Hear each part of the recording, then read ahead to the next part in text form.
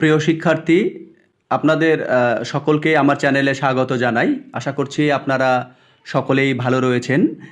আজকে এনআইএসডিএল এর সম্পর্কিত গুরুত্বপূর্ণ আপডেট নিয়ে আলোচনা করব। অবশ্যই আপনারা প্রথম থেকে শেষ পর্যন্ত আমার সঙ্গে জুড়ে থাকবেন, কারণ আপনারা অনেকেই প্রতীক্ষায় আছেন যে আজকে সুপ্রিম কোর্টে এনআইএসডিএল এরদের কী আপডেট আসবে, কি হতে চলেছে, কেস ডিসমিস হয়ে যাবে বা ডিসপোজ হয়ে যাবে, এইরকম কোনো সম্ভাবনা আছে কি না।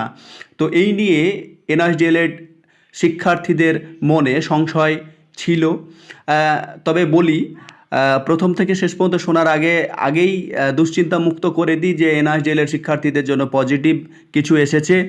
তো যাই হোক, আমরা যেটা আশঙ্কা করেছিলাম যে হয়তো রিভিউ পিটিশানে এনআইএসডিএল এর শিক্ষার্থীদের ভবিষ্যৎ পুরোপুরি শেষ হয়ে যাবে, এনআইএসডিএল এর শিক্ষার্থীরা হয়তো আর ঘুরে দাঁড়াতে পারবে না, এইরকমটা কিন্তু আশা ছিল। মানে এইরকমটা ভাবনা চিন্তা চলে আসছে, যেভাবে এনসিটি, এমএচআরডি বা এনআইএস যেভাবে খামখেয়ালিপনা করছে, আমাদের প্রতি উদাসীন থাকছে, তাতে করে বলা বাহুল্য যে হয়তো সুপ্রিম কোর্টে এনআইএসডিএল এর শিক্ষার্থীদের পুরোপুরি সমস্ত কিছু শেষ হয়ে যাবে।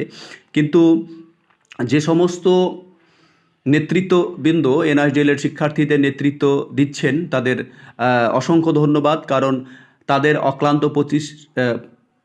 প্রচেষ্টায় এবং শিক্ষার্থীদের অল্প অল্প সহযোগিতায় ভালো অ্যাডভোকেট হায়ার করা এবং সমস্ত কাজে শিক্ষার্থীদের যেমন ভূমিকা রয়েছে, তেমন নেতৃত্ব যারা দিচ্ছে তাদেরও যথেষ্ট ভূমিকা রয়েছে।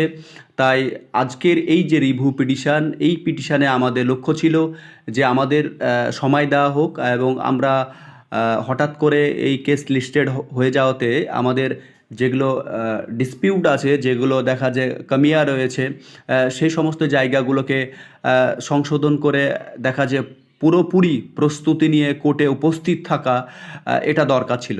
তো সেই জন্য কোর্টের কাছ থেকে সময় চেয়ে নেওয়া হয়েছে, যাতে কোর্ট সময় দেওয়া হয় এনআইএসডিএল এর শিক্ষার্থীদের কথা শুনে সে সমস্ত বিষয়গুলো যাতে সুপ্রিম কোর্টে রাখতে পারে এনআইএসডিএল এর শিক্ষার্থীদের পক্ষ থেকে যিনি সিনিয়র অ্যাডভোকেট থাকবেন তিনি।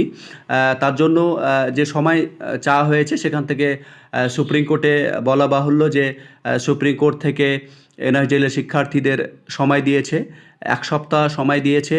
তাহলে আজকের পরে 1 সপ্তাহ পরে পরবর্তী শুনানির ডেট আশা করছি রিভিউ পিটিশানে চলে আসবে, এবং সেখানে এখনও ফাইনাল অর্ডার আসেনি, তবে ফাইনাল অর্ডার আশা করছি সন্ধ্যার মধ্যে চলে আসবে এবং সেটা আরও বেশি ক্লিয়ার হয়ে যাবে। তবে এটুকু বলে রাখি যে না, কেসটা এবার এনআইএসডিএল এর শিক্ষার্থীদের শোনা হচ্ছে, এবং এনআইএসডিএল এর শিক্ষার্থীদের যে সমস্ত বিষয়গুলো ছুটেছিল, যেগুলো সঠিকভাবে উপস্থাপন করতে পারেনি সে সময়, সেই জিনিসগুলো এই 1 সপ্তাহের মধ্যে সমস্ত কিছু সংগ্রহ করে উপযুক্ত প্রমাণ সমেত উপযুক্ত সমস্ত কিছু নিয়ে সুপ্রিম কোর্টে উপস্থিত থাকতে হবে, যাতে করে প্রথম যে ভুলটা হয়েছিল এবং যার জন্য এনআইএসডিএল এর শিক্ষার্থীরা সাফার করছে, সেই ভুলটা যাতে না হয়।